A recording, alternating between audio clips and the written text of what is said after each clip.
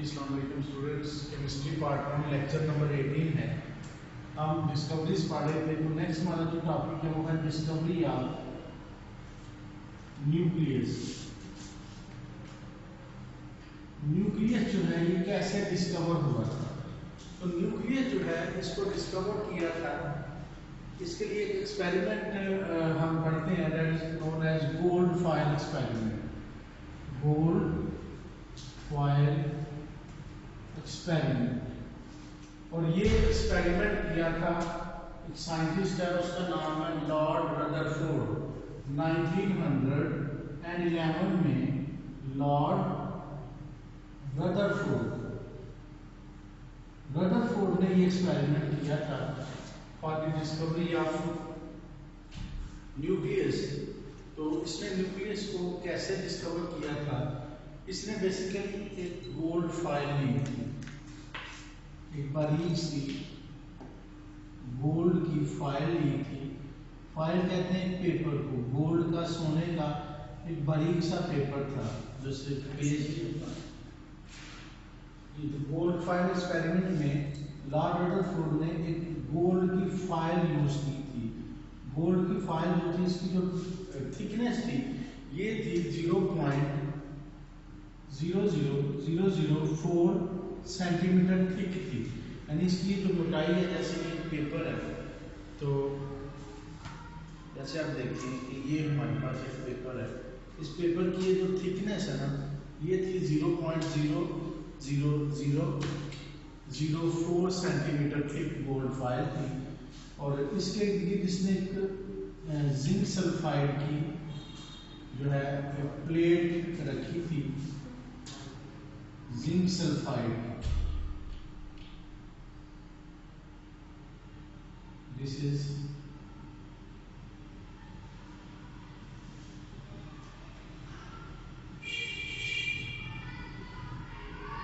ये ना zinc sulphide की प्लेट है, और यहाँ पे इसने एक रेडियो एक्टिव एलिमेंट यूज किया था।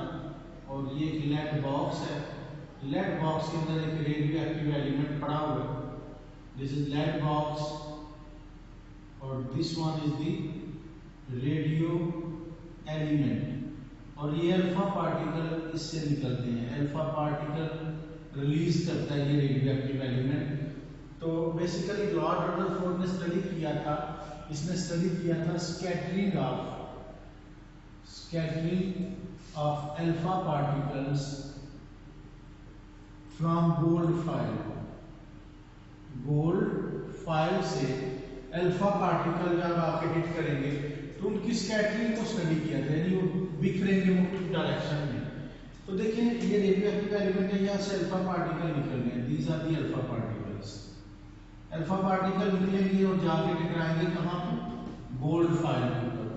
गोल्ड फाइल के ऊपर जब टकराएंगे तो वो डिफरेंट डायरेक्शन में स्कैटर हो जाएंगे। कुछ जो अल्फा पार्टिकल थे वो सीधी लाइन में गुजर गए, कुछ जो थे, ज्यादातर अल्फा पार्टिकल सीधी लाइन में गुजर गए, कुछ मुख्तलिफ डायरेक्शन में बेंड हो गए, और बहुत थोड़े जो थे वो बिल्कुल वापस मुड़ के वापस उसी डायरेक्शन में वापस आ गए।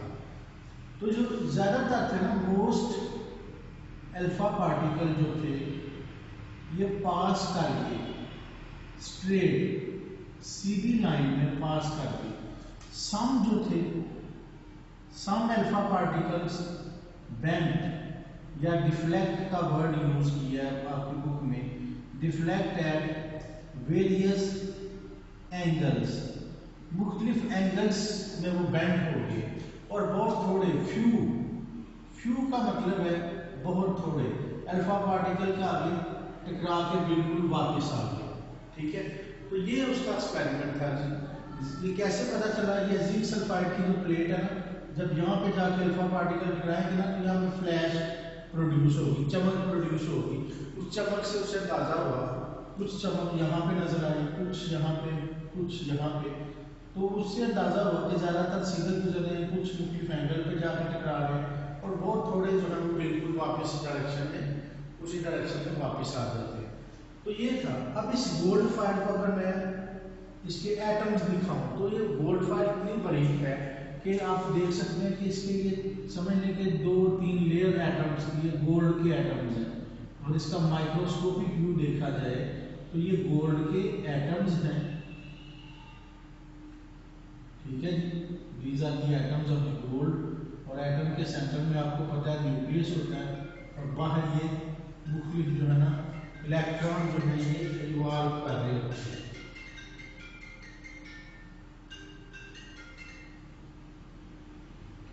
मुख्तलिफ ऑर्बिट्स में जो इलेक्ट्रॉन्स हैं वो रिवॉल्व कर रहे होते हैं।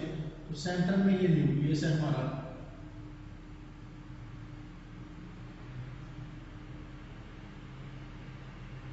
तो अल्फा पार्टिकल आपको पता है डबली पॉजिटिवली चार्ज हीलियम न्यूक्लियाई होते हैं, हीलियम के न्यूक्लियाई, लेकिन उसके ऊपर क्या चार्ज होता है, +2 चार्ज होता है।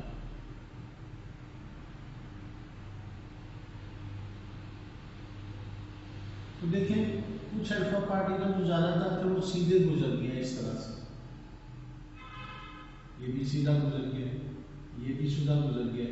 कुछ अल्फा पार्टिकल जो न्यूक्लियस के करीब से गुजरा होगा वो थोड़ा बेंड हो गया, और बहुत थोड़े अल्फा पार्टिकल जो बिल्कुल न्यूक्लियस के साथ जा टकरा रहे हैं वो मुड़ के वापस आ रहे हैं इस तरह से। ठीक है, तो यहां से उसने क्या कंक्लूजन निकाला था, इस एक्सपेरिमेंट से उसने क्या कंक्लूजन निकाला।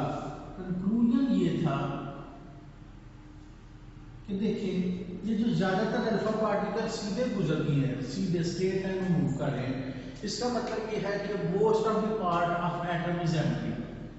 मोस्ट पार्ट जो है एटम का वो क्या है, वो एम्प्टी है, खाली है। खाली का मतलब ये है कि एटम के सेंटर में न्यूक्लियस है, उसके बाहर डिफरेंट शेल में इलेक्ट्रॉन है, और इसके दरमियान जो न्यूक्लियस का जो न्यूक्लियस ने जो आप कह लें कि जगह घेरी हुई है वो एटम के पूरे वॉल्यूम के मुकाबले में बिल्कुल मामूली सी है। बिल्कुल इस तरह से है कि जैसे आपके पास एक फुटबॉल ग्राउंड है या एक क्रिकेट ग्राउंड है, पूरी जो क्रिकेट ग्राउंड है समझ लें वो एक एटम है, तो उसमें जो क्रिकेट का जो गेंद होता है बॉल वो न्यूक्लियस समझे, तो पूरी ग्राउंड के मुकाबले में जो न्यूक्लियस है उसका वॉल्यूम देखें, उस बॉल का वॉल्यूम बहुत कम है। तो इसी तरह से तो जो ज्यादातर जो एटम का जो वॉल्यूम होता है ये क्या होता है, खाली होता है, एम्प्टी होता है, क्योंकि उसमें शेल्स होते हैं और शेल्स के दरमियान खाली जगह होती है। ठीक है, तो ये ज्यादातर अल्फा पार्टिकल इसी वजह से गुजर गए कि एटम का ज्यादातर पार्ट खाली है, और जो न्यूक्लियस है वो क्या है, इट इज वेरी टाइनी, बहुत छोटा है, उसका जो वॉल्यूम बहुत कम है।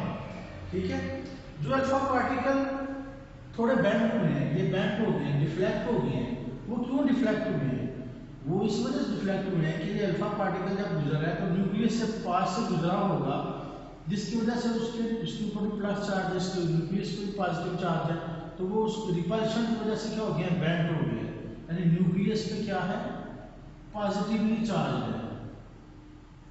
जो भी बात कंक्लूड होती है इससे।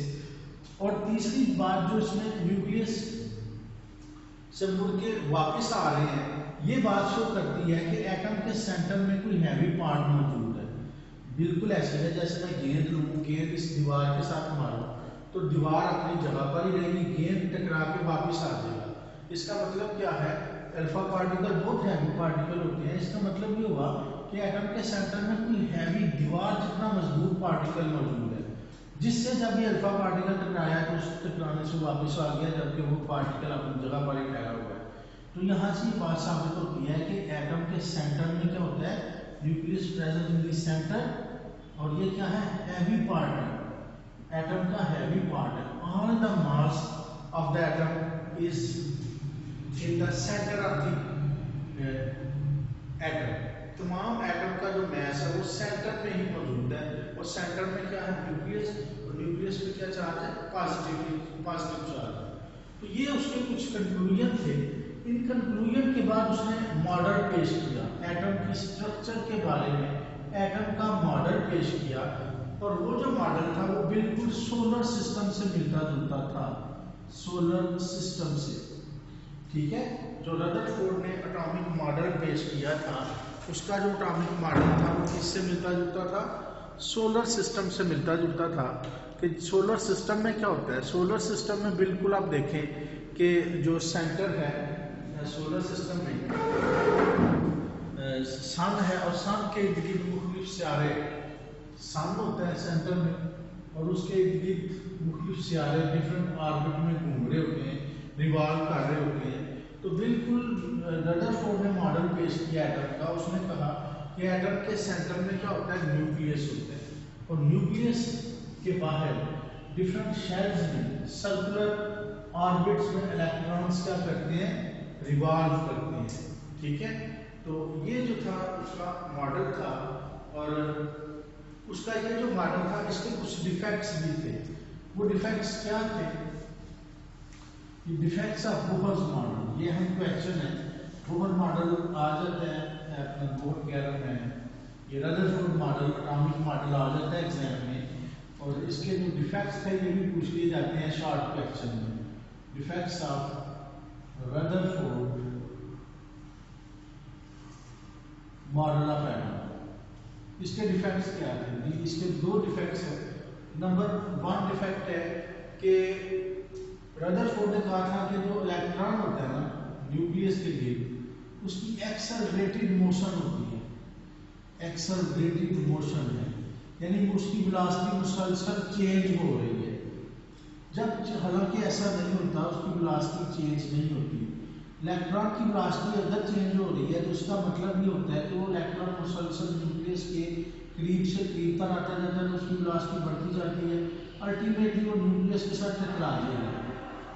जब न्यूक्लियस के साथ टकरा जाएगा तो एटम क्या हो जाएगा, एटम जो है वो कोलैप्स कर जाएगा। कोलैप्स का मतलब है तबाह हो जाएगा, तबाह हो जाएगा, जबकि ऐसा नहीं होता। एटम क्या है, एटम क्या neither be created not be destroyed.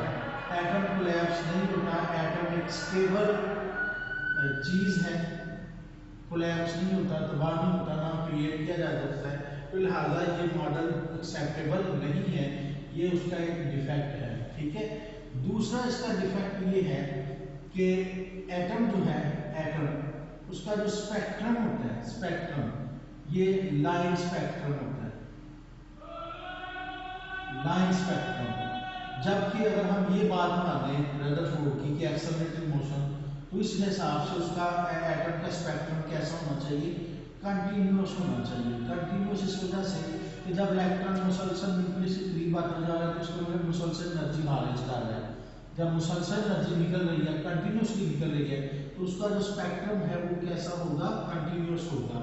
जबकि उसका कंटिन्यूअस स्पेक्ट्रम नहीं होता, बल्कि कैसा स्पेक्ट्रम होता है, लाइन स्पेक्ट्रम होता है। तो ये दो डिफेक्ट्स हो गए रदरफोर्ड एटॉमिक मॉडल के, रदरफोर्ड के उसने जो मॉडल दिया था। पहला डिफेक्ट ये था कि इलेक्ट्रॉन जो है उसकी मोशन क्या है, एक्सेलरेटेड मोशन है, न्यूक्लियस के गिर्द वो एक्सेलरेट हो रहा है मुसलसल। तो ये उसने बात की थी। अगर ये ऐसा हो तो इसका मतलब है इलेक्ट्रॉन मुसलसल एटम के करीब से करीब तर आता जा रहा है और अल्टीमेटली वो न्यूक्लियस के साथ टकरा जाएगा, लेकिन ऐसा नहीं होता। एटम जो है वो इलेक्ट्रॉन मुसलसल न्यूक्लियस के करीब नहीं आता, जब टकरा जाए तो फिर कोलैप्स हो जाना चाहिए। अब एटम कोलैप्स नहीं होता, एटम तो स्टेबल होता है, इस वजह से ये मॉडल एक्सेप्टेबल नहीं है। दूसरी बात उसने कहा था एटम का जो स्पेक्ट्रम है कंटिन्यूअस होता है, क्योंकि मुसलसल वो एनर्जी खारिज कर रहा है जब वो न्यूक्लियस के करीब आ रहा है। असल में एटम का स्पेक्ट्रम कंटिन्यूअस नहीं बल्कि कैसा है, लाइन स्पेक्ट्रम है। तो ये दो डिफेक्ट्स हैं। ठीक है, तो ये इसलिए हम क्वेश्चन है जी, एक्सपेरिमेंट आपने बताना है, उसमें कौन कौन से कंक्लूजन बताए गए थे और उसके बाद उसके डिफेक्ट्स हैं और ये डायग्राम वगैरह, ये सारा कुछ आपने बताना है। Thank you very much.